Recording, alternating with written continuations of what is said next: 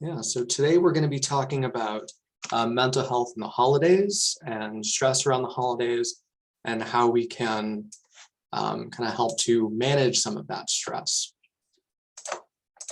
So just to kind of, again, go over some of what it is that we're going to be talking about today.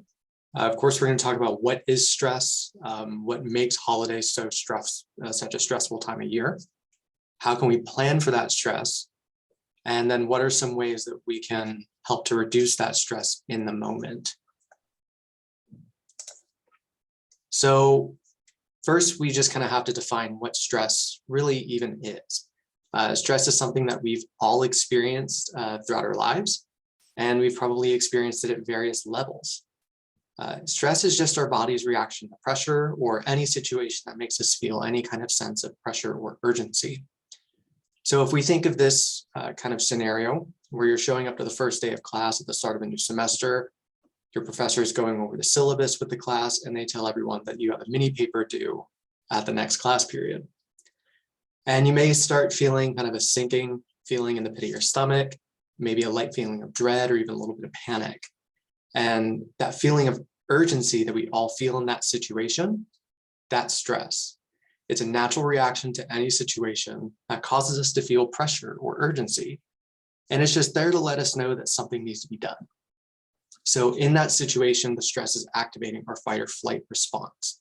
It's a part of our nervous system that just lets us know that something's going on, and we need to either A, fight it or do something about it, or B, flee or leave the situation. So if we go back to that mini paper example, do we fight by setting up a plan to get the paper done before next class?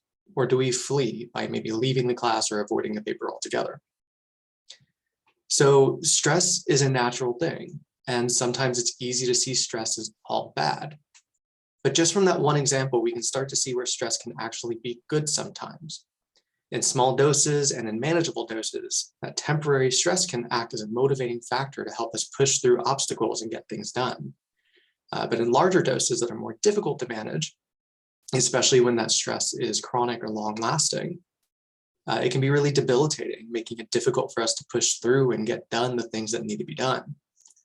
If we never experience any stress, we would feel unmotivated, whereas too much stress, we become overwhelmed. So we want to try to find that Goldilocks range and just that in that right range of stress that is just right for us to feel motivated and to feel that energy to move forward without becoming overwhelmed or debilitated by it. So what makes the holidays so stressful? If we think of stress as a reaction to pressure, we can start to see where holidays might become stressful for a lot of different people and for a lot of reasons. There are a lot of things around the holidays that can create a sense of pressure, a sense of stress and urgency, such as travel planning and finances. Sometimes there's pressure from different family members to be present for specific events around the holidays, or maybe there's conflict among family members. Some people may not have a place to go during the holidays, or maybe their family isn't local and travel just isn't feasible or easy. Or maybe relationships with family members are too strained to make travel really feasible. For some people who have extended families or maybe family members in different locations, there may be pressure to plan multiple holidays, which may in turn mean multiple travel plans and even more financial strain. There's also this common perception that the holidays need to be perfect, with perfect being in air quotes.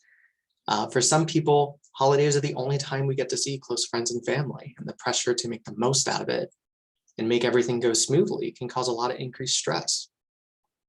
For some, maybe the holidays are stressful because they remind us of who isn't there. And it can remind us of the grief and loss of close loved ones. For a lot of college students, holiday break itself may not be a time of rest and relaxation. Maybe because of holiday expectations, but also because some programs may still have assignments or tasks to be done over the holidays, especially for graduate students. And for a lot of people, maybe your holiday just isn't represented as part of a major holiday celebrations during the season of the break. And that can feel really isolating, potentially lead to microaggressions based on religious or spiritual beliefs. And lastly, especially now, holidays can bring about increased worry around COVID-19 from travel or gathering with family members. These are just some of the potential factors that can lead to increased stress around the holidays. And while one of these stressors at a time can sometimes be manageable, it can be easy to see how a lot of these stressors can start to pile up, making the holiday season a real potential time for stress rather than relaxation and rest. So when we're talking about holiday stress, what exactly does it do to us? And turns out it can do a lot. So according to a report by the American Psychological Association, more people than not actually report the holidays as a stressful time of year rather than restful or relaxing. They found that about 61% of people report increased stress during these times. And as a result of that increased stress, about 68% of those people are likely to describe increased fatigue and tiredness and exhaustion during the holidays.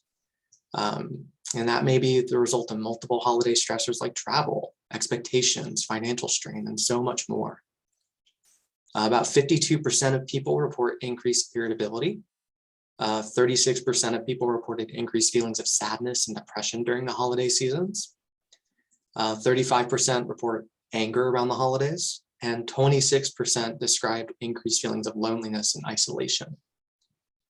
So all of these factors are likely directly related to stress, and all of these can lead to potential for increased rates of depression, anxiety, as well as other mental health concerns during the holiday season.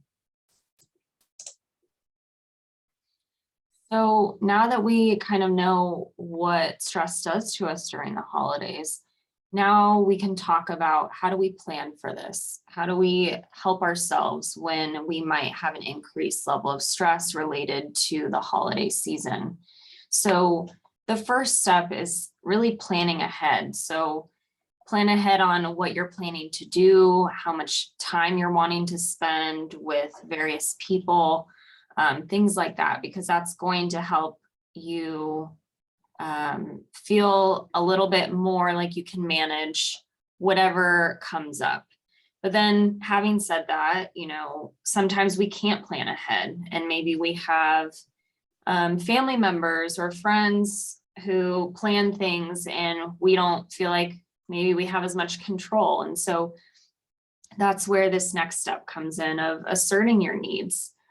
Whether that be with family, friends, or a significant other, you know, listening to yourself and saying, hey, I can't exert myself to that extent, and I need to take care of myself. Letting family members know that, you know, you just need that time. And along with holiday stress is financial stress. So, you know, there can be a lot that comes along with the holidays. And if you do buy gifts as part of your traditions for family members or friends or whoever it may be, it can be helpful to stick to a budget. That will help you kind of decrease that stress if you're worried about maybe how much a friend is going to spend on you. It can be helpful to have a conversation with people and say, hey, maybe we can come to an agreement on sticking to a certain budget for each other, because that'll limit some of that stress for you. And then part of that is creating your own personal boundaries. Boundaries are really helpful for us, and you know, it's how we assert our needs and set our limitations for other people. So sticking to these personal boundaries that we set for ourselves also ensures that we don't overextend ourselves during the holiday season. And part of that, part of healthy boundaries, is learning that it's okay to say no. If you feel like, you know, part of like asserting your needs, if you feel like something is too much to handle at some point, or you're invited to something and it's just not what you really need to be doing, it's okay to say no. And then kind of these last 2 points kind of go together, is planning time for yourself, because like Dan mentioned, especially for college students, you may feel like the holidays are a time to rest and relax from school, and it often can be really busy with all of these activities that you have planned with your family or with friends. And so really setting aside time for yourself, where you can just relax, whether that's watching Netflix or just having time for yourself is going to be really important to manage some of that stress. And then overall, really just prioritizing you and what you need. That's going to be the most important thing for managing your holiday stress. And so kind of transitioning to talking about, how do we reduce our stress in the moment? If we are feeling a little bit overwhelmed, a little bit in our heads, deep breathing is a really helpful technique for us when our nervous system gets activated and makes us feel all these things that come along with stress. And so deep breathing is like that reset button for part of our nervous system. It can take the edge off. And so whether that, some people have their own specific deep breathing exercises that are their go-to, but some people, just like to take a few deep breaths in and exhaling out. You can imagine kind of square breathing where you're breathing in for 4, breathing out for 4, breathing in for 4, and breathing out for 4. And imagining yourself kind of visualizing that square as you're breathing. And then we have a few other relaxation exercises. So grounding helps us feel more present in the moment. So if we're feeling really overwhelmed, we're in our head, it can, especially during the holidays, it might just be helpful to ground yourself. And so a go-to for grounding is engaging your senses. So there's a grounding exercise that I call the 5, 4, 3, 2, 1 exercise, where you take a moment and you look at what are 5 things I can see around me? What are 4 things that I can touch around me? What are 3 things that I can hear? What are 2 things I can smell? And what is 1 thing that I can taste? And that really, as you engage your senses, that brings you back to the present moment. And then we also have a body scan here.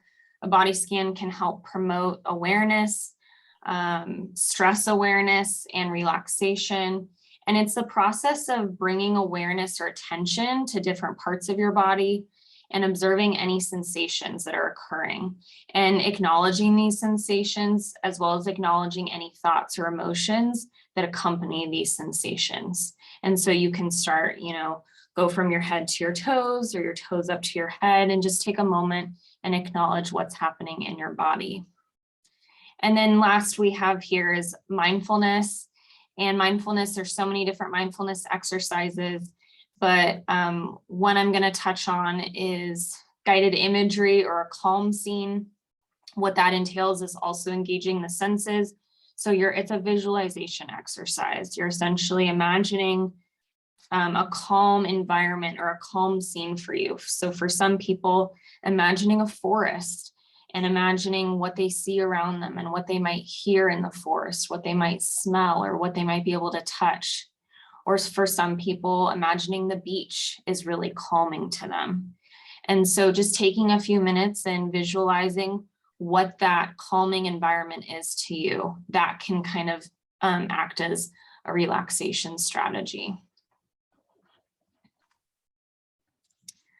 So to wrap up, we have some resources to manage your stress. So there are some apps that are geared for relaxation. So we have here Headspace, Insight Timer app, Breathe to Relax, and Virtual Hope Box. So all of these are different kinds of apps that have various relaxation strategies to help you.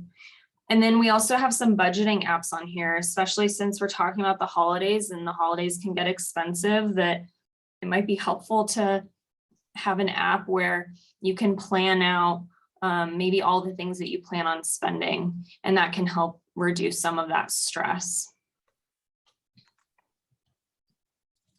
And then we have a few podcasts here, all related to the holidays and, how the holidays might bring up some difficult emotions and might bring along stress and, different people talking about different strategies to manage that stress during the holidays. And then we also have a website from APA, which is the American Psychological Association, about holiday stress. And so it's a resource center with even more resources if you're looking for things to help you manage your holiday stress. And then last but not least, we have our CAPS information here. And at CAPS, we have individual counseling. We also have really great group therapy and workshops available. And so, you know, there's a list here. They all can be helpful for if you're feeling really overwhelmed or if you're feeling really stressed out. Also, our Understanding Self and Others group is to help build connections, especially if you're feeling some sense of loneliness, which can occur around the holiday time. So we put these here as resources available to you to connect to CAPS if you're struggling with anything that we've talked about or any other symptoms of anxiety or maybe some depression.